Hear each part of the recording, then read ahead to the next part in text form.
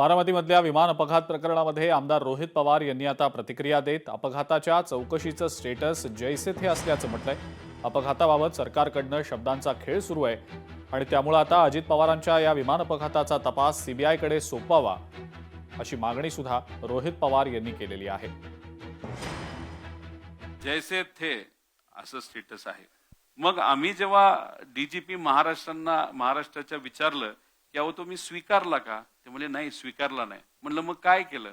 मी म्हणलं आम्हाला तर इन्व्हेस्टिगेशन पाहिजे। नाही, या एफआयआर ची इन्व्हेस्टिगेशन होणार नाही, याची एन्क्वायरी होईल।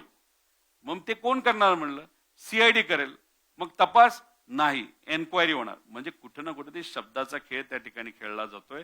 अजितदादांच्या ऍक्सिडेंट बद्दल हे सरकार सिरियस नाही, नाहीतर VK सिंग जो कोणी या ऍक्सिडेंटला जबाबदार आहे त्याला वाचवण्याचा प्रयत्न तिथे केला जातोय।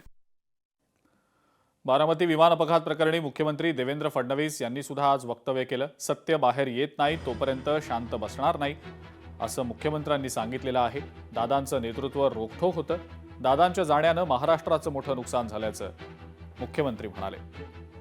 दादांबद्दल आपल्या प्रत्येकाच्या मनामध्ये संवेदना आहे, प्रेम आहे आणि विशेषतः ज्याचा वहिनींनी उल्लेख केला, दादांचा ज्या प्रकारे अपघात झाला त्यातनं प्रत्येकाला मनातनं असं वाटतं की या अपघाताचं सत्य काय आहे हे बाहेर आलं पाहिजे।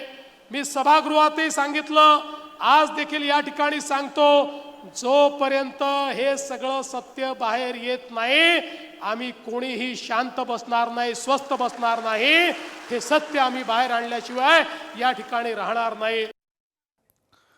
शरद पवार बारामती पोटनिवडणुकीत मतदान करणार नाहीत असं आता समजतंय। सोशल मीडिया अकाउंटवर पोस्ट करत एक मोठी माहिती देण्यात आलेली आहे। 1967 मध्ये लढवलेल्या पहिल्या निवडणुकीपासून बारामती मतदारसंघातील माझ्या मतदानाचा हक्क अखंडपणे बजावला असून या पोटनिवडणुकीसाठी बारामती इथं येऊन आतापर्यंतच्या प्रघातानुसार मतदान करण्याचं मी ठरवलेलं होतं। दुर्दैवानं माझी प्रकृती बिघडल्यानं मला मुंबईत रुग्णालयात दाखल व्हावं लागलंय। डॉक्टरांनी मला उपचार आणि सक्तीची विश्रांती या कारणास्तव मुंबई बाहेर जायला मनाई केलेली आहे आणि त्यामुळे अत्यंत नाईलाजास्तव मतदानाचा हक्क बजावण्यापासून मला वंचित राहावं लागतंय। हे मी अत्यंत व्यथित आणि खेदपूर्ण अंतःकरणानं सांगू इच्छितो असं या पोस्टमध्ये शरद पवार म्हणतात।